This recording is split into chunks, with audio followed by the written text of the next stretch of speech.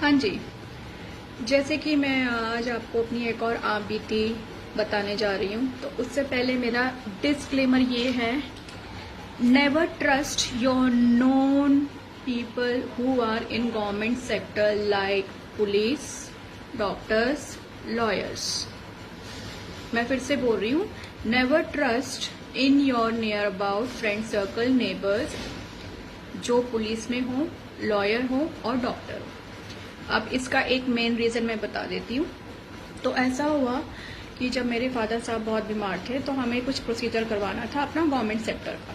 तो मेरे आसपास जो प्रेस वाले भैया, जो दो भी भैया हैं, जो मेरे फादर के बहुत अच्छे फ्रेंड हुआ करते थे, मेरे तो नहीं है, मेरे फादर साहब के बाद अब उनसे कोई भी अपना कनेक्शन नहीं रखा हुआ।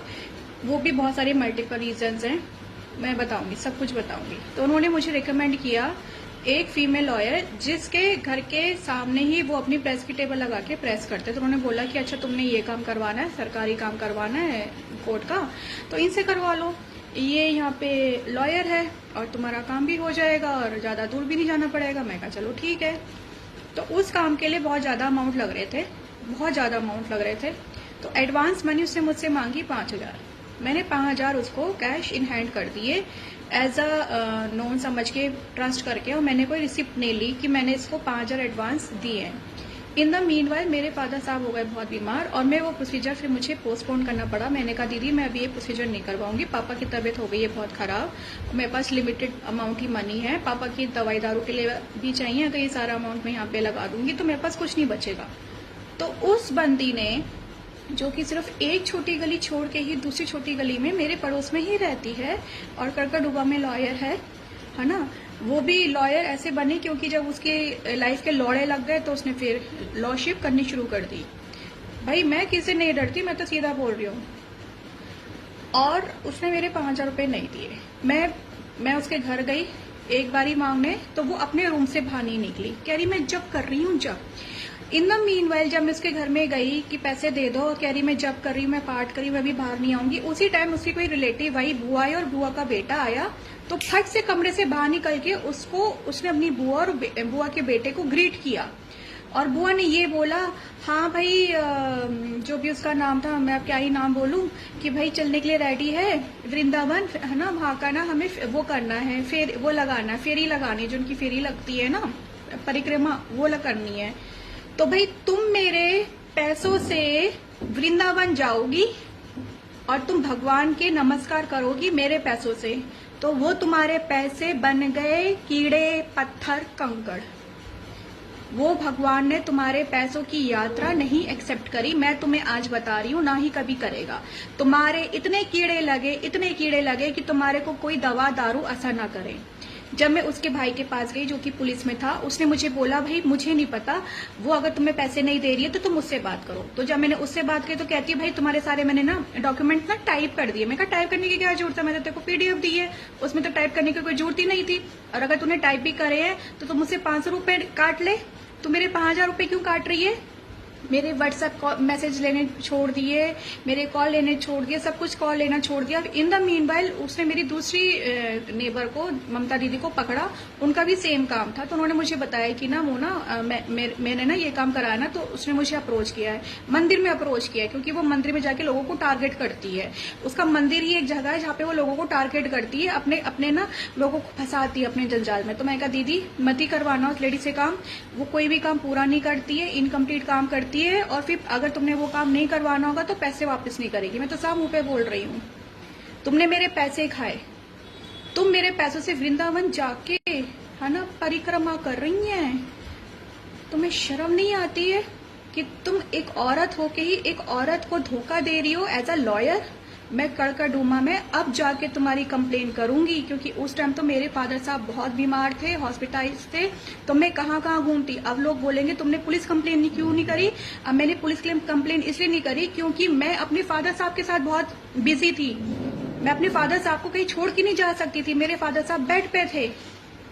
मैं पुलिस स्टेशन जाती कि मैं अपने फादर को देखती, कि मैं उनका इलाज कराती, मैं कहाँ कहाँ भागती।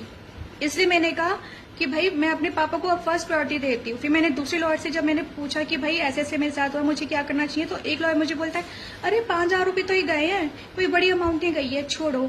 तुम्हारे लिए 5,000 छोटी अमाउंट होगी, उस इंसान के लिए सोचो जो 100 रुपए की दवाई के लिए भी बहुत सोच समझ के खर्च करती है, जिसने अपने घर में एक नौकरनी लगा रखा, जिसका घर सिर्फ उसके फादर के पेंशन अमाउंट से चल रहा है, उसमें उसके घर का राशन चल रहा है, फादर की दवाई चल रही है, बाकी सारे खर्चे चल रहे हैं।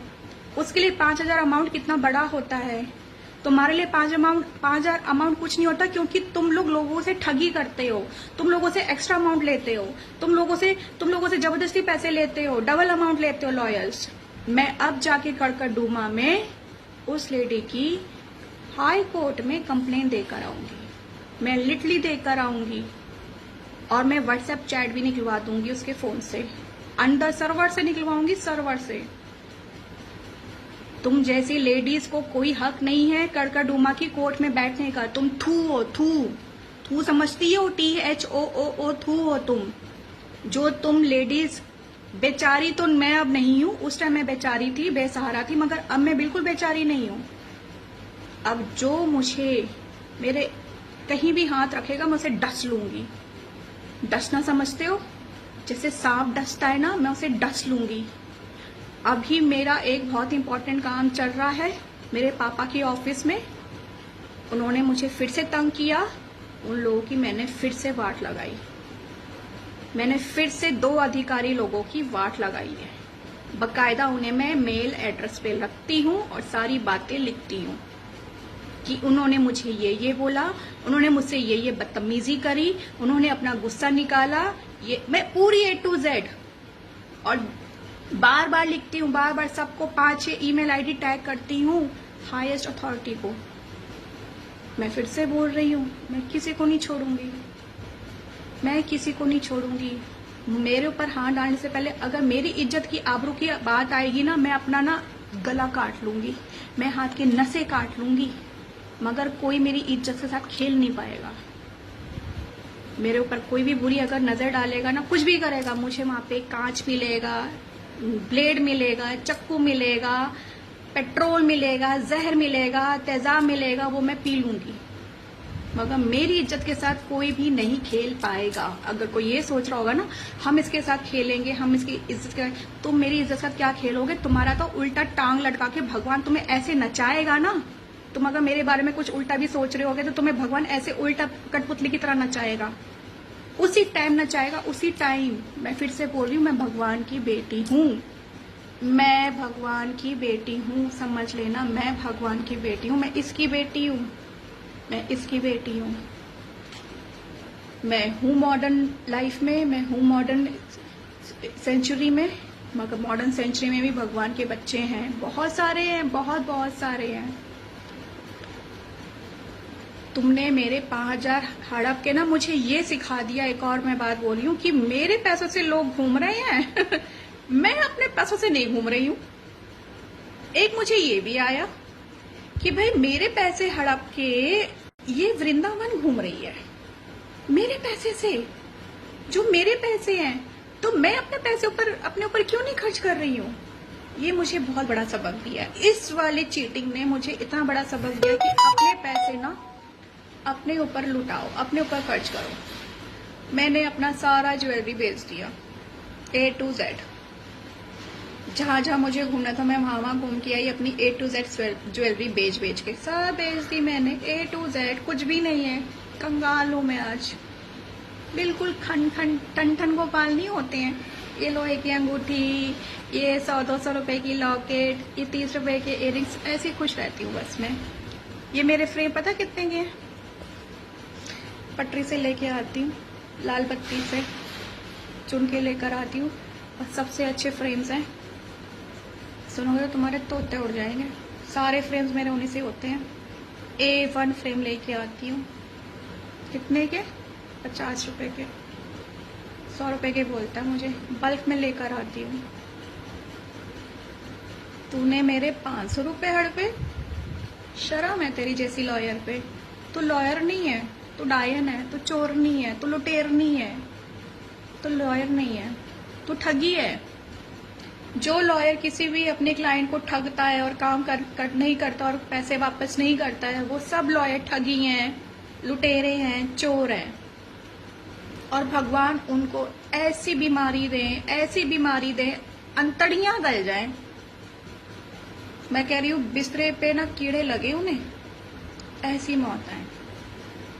मैं अगर बुरा करूं किसी को तो मुझे भी वो मौत आए। मैं तो सीधा बोलती हूँ, अगर मैं किसी का बुरा करूं तो भगवान मुझे भी वो मौत देना, मगर भगवान मेरे से ऐसी कोई कर्म मत करवाना कि मैं किसी के लिए बुरा करूं। मगर अगर कोई मुझे चरित्रहीन बोलेगा मेरे मुंह पे, जैसे एक ने बोला था, उसकी पता शिकायत मैंने किससे करी, वो देख रहा होगा मेरी रील, बताऊं। उसकी शिकायत करी मैंने एसडीएम से ऑफ हिमाचल केलोंग। सीधा मैंने एसडीएम केलोंग उदयपुर सर्च करा, मैंने फोन पे बात करी, लेडी थी, अभी इसी साल की बात है, मार्च की। मैंने कहा मैम आपके लाए ना कम ऐसे ऐसे लड़का है और आपके साथ की ऐसे ऐसे गाड़ी चलाता है, उसने मुझसे ऐसे ऐसे बात करी है।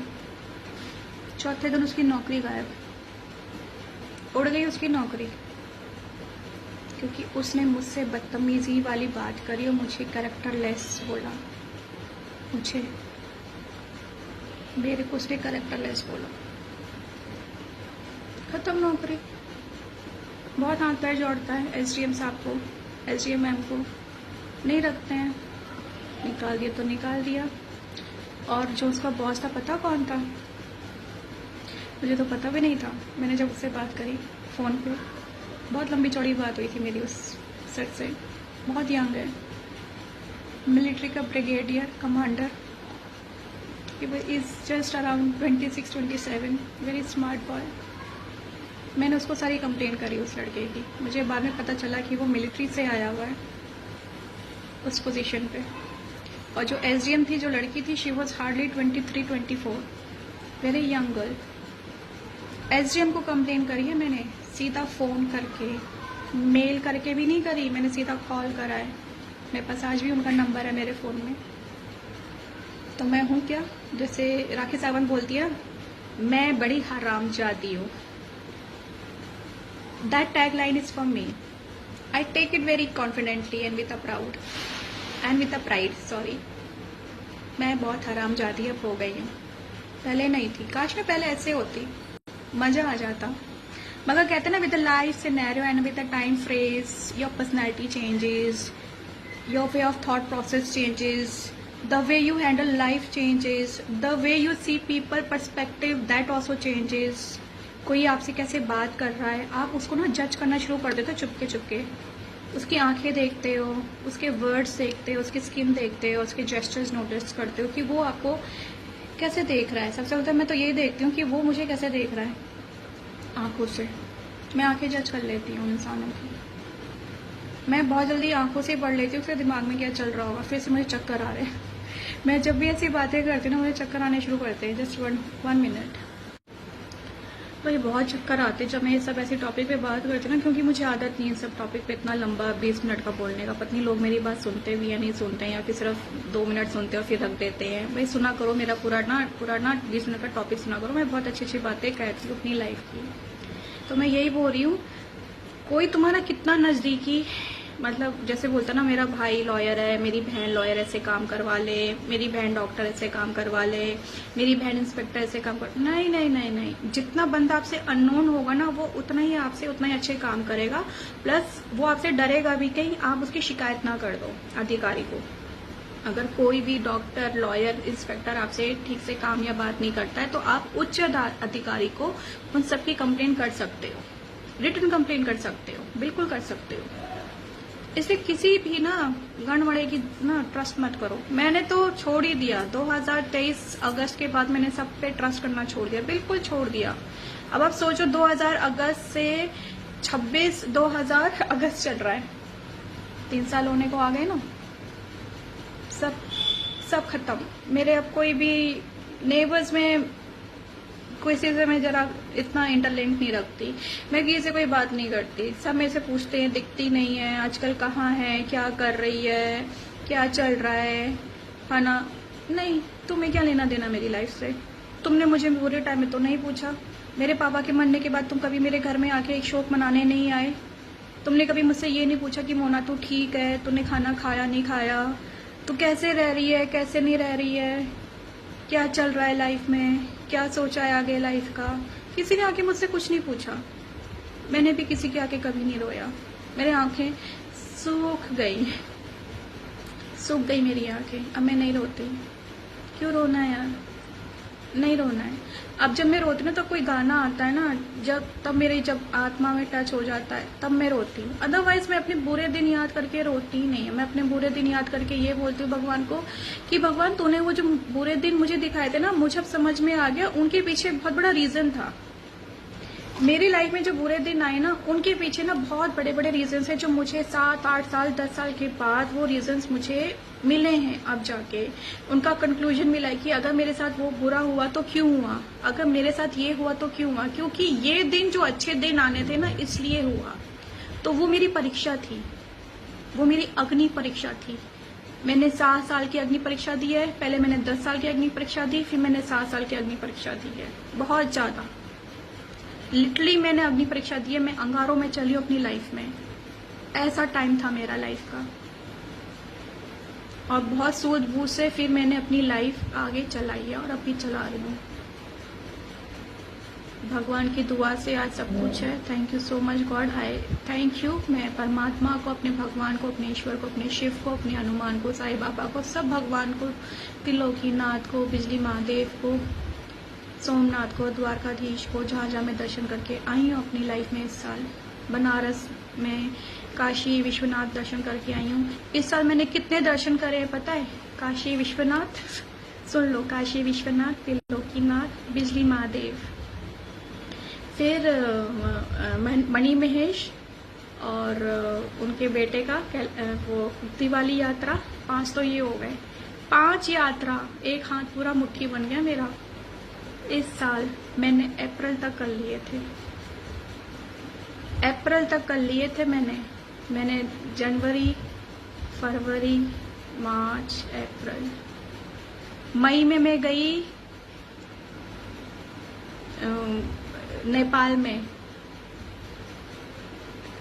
वो वाला जो धाम है जो मैं बस रील्स में देखती थी, नेपाल का अपर वाला। भाई क्या ही वो धाम है। 6 धाम कर लिए मैंने अपनी लाइफ में। 6 धाम मई तक मैंने अपने 6 धाम कर लिए भाई। इससे बढ़िया बात और क्या आ सकती मेरी लाइफ में? इससे बढ़िया मेरे लिए भगवान का दर्शन क्या हो सकता है? कुछ नहीं हो सकता। मुक्तिनाथ करके आई हूँ मैं। मुक्तिनाथ, मुझे टर्म याद नहीं आ रहा था। नेपाल में मैं मुक्तिनाथ करके आ गई। अकेला गई हूँ नेपाल, बिना किसी को बताए। नीचे से यूँ दुख हो रही थी, फटी पड़ी थी, मगर तब भी करके आई। बिल्कुल सेफ एंड एवरीथिंग। क्लब जाती थी, डांस वांस करके, लड़के वड़के पीछे पड़े रहते थे, लात मार के अपना हॉस्टल में आकर अकेला ही सोती थी। कोई गलत काम करके नहीं आई। बहुत अच्छे से ट्रैवल करके आ गई। टैन बहुत हो गई थी, बहुत ज़्यादा टैन हो गई थी। 1 महीना लग गया मुझे सही होने में।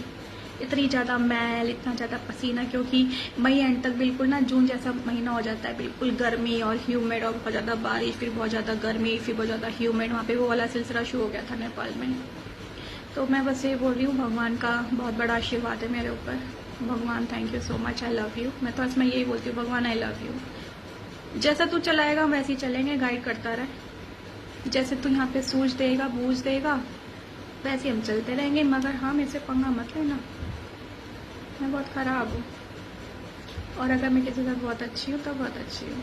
मैं किसी को जब प्यार करती हूँ ना, बिल्कुल ऐसे बाल की बारीकी से प्यार करती हूँ, बाल की बारीकी तक प्यार, ऐसा वाला प्यार करती हूँ जो मेरे बाल के टेक्सचर है। इतना प्यार करती हूँ और बहुत प्यार करती हूँ। शिकायत भी बहुत करूँगी, नाराज भी बहुत रहूँगी और बहुत प्यार भी करूँगी। मगर मेरे को डिच नहीं करना, धोखा नहीं देना। बस बहुत प्यारी हूँ मैं, बहुत अच्छी हूँ, बहुत हेल्पफुल हूँ। कभी पूछो तो एक हेल्प के लिए। गवर्नमेंट सेक्टर की कोई भी हेल्प होगी, सब हेल्प करूँगी। ऐसा कोई काम नहीं जब मुझे नहीं आता। जहाँ तक मैंने करा है, जो काम मैंने करे हैं, सब काम करे हैं, अपने आप करे हैं सारे काम।